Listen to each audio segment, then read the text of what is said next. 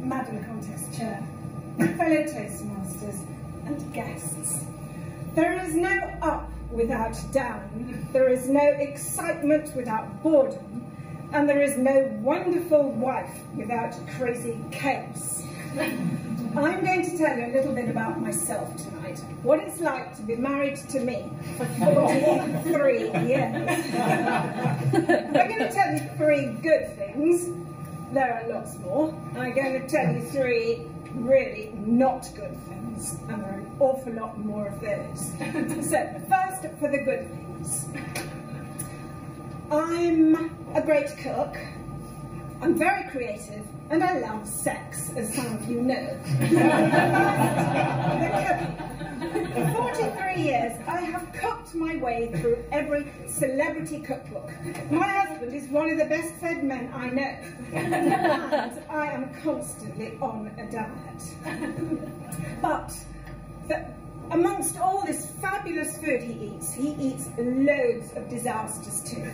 I put too much chilli, too much salt, don't pay attention to the time or the ingredients. My next door neighbour's rushing to turn off my fire alarm because I can't reach it, I can't work because my husband can't hear it.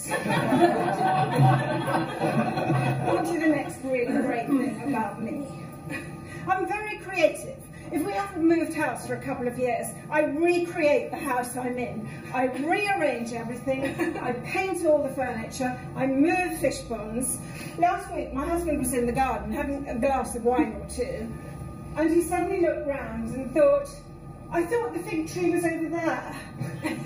I said, darling, you went out yesterday. I thought it needed moving. It's much better where it is.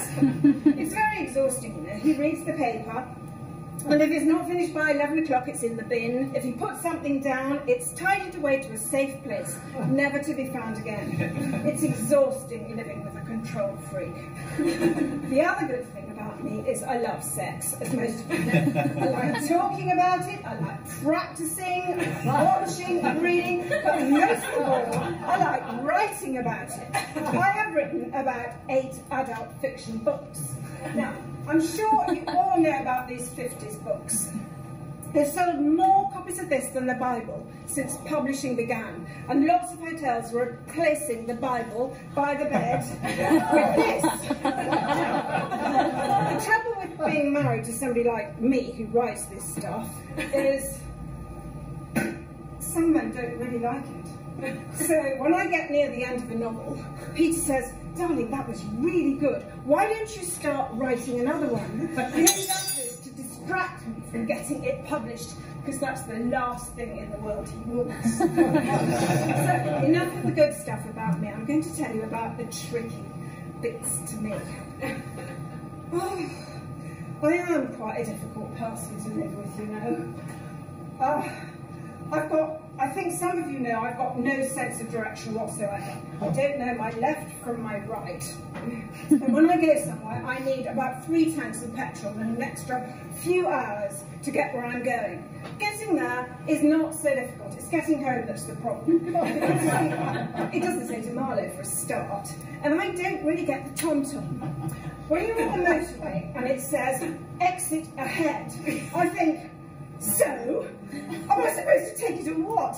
And I panic, and I take the exit, and then I end up in some county I've never heard of. And I have to phone Peter and say, I'm lost. And he just says, oh darling, just check into a hotel. Find out where you are, and I'll help you home in the morning.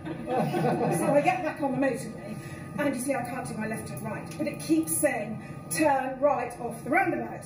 Well, I mean, everybody knows you can't turn right off a lemon. You can only go left off the roundabout. and then it does this thing where it says, go around the roundabout.